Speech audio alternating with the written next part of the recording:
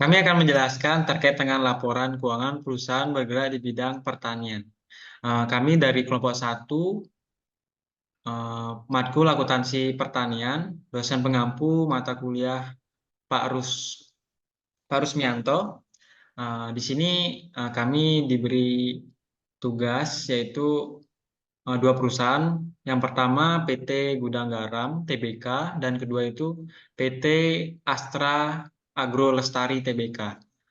Eh, Pertama-tama saya akan memperkenalkan diri. Perkenalkan, nama saya Putu Edi Trisna dan teman saya Giovanni Akmalu Hamdi Bahri, Fitriani, Diana Afrila Putri, dan Septika Putri. PT Gudang Garam Tbk.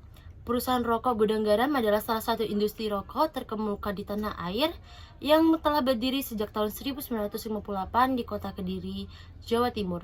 Hingga kini, Gudang Garam sudah terkenal luas lebih baik di dalam negeri maupun mancanegara sebagai penghasil rokok kretek berkualitas tinggi. Selanjutnya adalah PT Astra Agro Lestari Tbk, atau yang disingkat dengan AAL, adalah perusahaan yang bergerak dalam bidang perkebunan kelapa sawit dan produk turunannya untuk memenuhi pasar domestik dan ekspor. Luas area perkebunan kelapa sawit tertanam yang dikelola oleh AAL adalah 286.877 hektar yang telah tersebar di Pulau Sumatera, Kalimantan, dan Sulawesi. Ciri khusus yang tampak dalam laporan keuangan: aset biologis terdiri atas produk agrikultur, pertumbuhan, dan aset hewan. Produk agrikultur bertumbuh berupa produk panen yang tumbuh pada tanaman produktif sampai dengan saat untuk dipanen. Aset hewan berupa sapi untuk diternak, dikembangbiakan, dan sapi bakalan. Aset biologis diukur pada saat nilai wajar dikurangi dengan biaya untuk menjual. Keuntungan atau kerugian yang timbul saat pengakuan awal dan perubahan nilai wajar dicatat dalam laba rugi pada saat periode terjadinya. Aset biologis ini terdapat pada laporan keuangan konsolidasian. Penempatan aset biologis ini terdapat di dalam kategori aset lancar. Baik, selanjutnya akan dibahas oleh teman saya, Fitriani. Selanjutnya yaitu standar akuntansi PT Gudang Garam Tbk. PT Gudang Garam Tbk sebagai perusahaan publik yang terdaftar di Bursa Efek Indonesia yang diatur oleh standar akuntansi yang berlaku di Indonesia. Standar akuntansi yang digunakan oleh perusahaan tersebut yaitu standar akuntansi keuangan yang dikeluarkan oleh Dewan Standar Akuntansi Keuangan dan Ikatan Akuntan Indonesia. Beberapa standar akuntansi yang relevan yang mungkin diterapkan oleh PT Gudang Garam Tbk termasuk SAK 1 penyajian laporan keuangan, SAK 2 laporan arus kas, SAK 3 laporan laba rugi komprehensif, SAK 4 laporan keuangan, SAK 5 perlakuan akuntansi untuk instrumen keuangan, SAK 10 penerimaan kas, SAK 24 pendapatan, dan SAK 71 aset tetap. Materi selanjutnya akan disampaikan oleh rekan saya, Diana Apriliana Putri.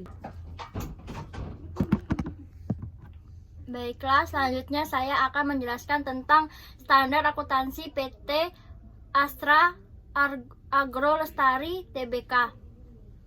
PT Astra Agro Lestari Tbk sebagai perusahaan publik yang terdaftar di Bursa Efek Indonesia akan mengikuti standar akuntansi keuangan yang berlaku di Indonesia. Berikut ini adalah beberapa standar akuntansi keuangan yang umumnya relevan bagi perusahaan seperti PT Astra Agro Lestari Tbk. Yang pertama itu ada standar akuntansi keuangan 1 tentang penyajian laporan keuangan. Yang kedua itu tentang standar akuntansi keuangan 2 yang menyajikan laporan arus kas. Yang ketiga itu ada standar akuntansi keuangan 3 terkait dengan laporan laba rugi komprehensif. Yang keempat tentang pernyataan standar akuntansi keuangan nomor 4 yaitu terkait dengan laporan keuangan konsolidasian dan entitas anak. Yang kelima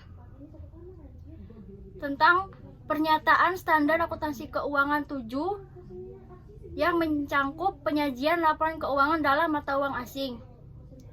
Yang keenam, itu ada PSA, Pernyataan Standar Akuntansi Keuangan nomor 8 terkait dengan laporan keuangan tahunan. Yang ketujuh ada Pernyataan Standar Akuntansi Keuangan 15 terkait dengan investasi pada entitas asosiasi. Pengungkapan saldo PT Gudang Garam Tbk. Di sini sudah ada laporan keuangan PT Gudang Garam Tbk pada tahun 2022 dan 2021. Pada tahun 2021, PT Gudang Garam Tbk mendapatkan pendapatan 124 miliar 881.266.000 rupiah. Dan pada tahun 2022, PT Gudang Garam Tbk mendapatkan pendapatan 124 miliar 682.692.000 rupiah. Di sini pendapatan PT Gudang Garam Tbk mengalami penurunan sebesar 200 juta rupiah, dan biaya pokok penjualan PT Gudang Garam Tbk pun cukup tinggi pada tahun 2022 yang sebesar 113 miliar 587.089.000 rupiah. Sedangkan pada tahun 2021 biaya pokok penjualan PT Gudang Garam Tbk 110 miliar 608.655.000 rupiah. Dan hasil akhir saldo laba yang dimiliki perusahaan pada tahun 2021 5 miliar 768.435.000 rupiah, dan pada tahun 2022 perusahaan memiliki laba sebesar 2 miliar 779.742 rupiah, yang dimana PT Gudang Garam Tbk mengalami penurunan saldo laba yang besar pada tahun 2021 dan 2022-nya menurun. Baiklah, di sini saya akan membacakan pengungkapan saldo PT Astra Agro Lestari Tbk, yang mana pada tahun 2021 saldo laba yang dimiliki perusahaan sebesar 2.067.362.000, dan pada tahun 2022 perusahaan memiliki laba sebesar 1.792.050.000, yang mana pada laporan laba rugi ini mengalami penurunan. Slide selanjutnya akan dibacakan oleh Ibu Edi.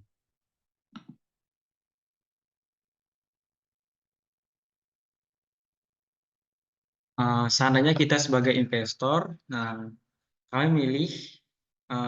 kami menganalisis terkait tentang dua perusahaan ini, yaitu PT Gudang Garam Tbk dan PT Astra Agro Lestari.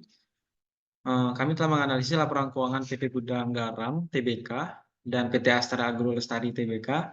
Hasilnya menunjukkan PT Gudang Garam Tbk lebih unggul dari PT Astra Agro Lestari dalam laba bersih yang dihasilkan, dan kemungkinan besar akan mendapatkan dividen yang cukup besar jika investasi kepada PT Gudang Garam Tbk.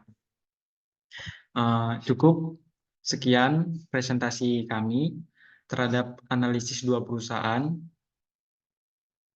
Mungkin apabila ada kesalahan atau perkataan dan perbuatan yang kurang berkenan, kami mohon maaf. Saya akhiri dengan terima kasih.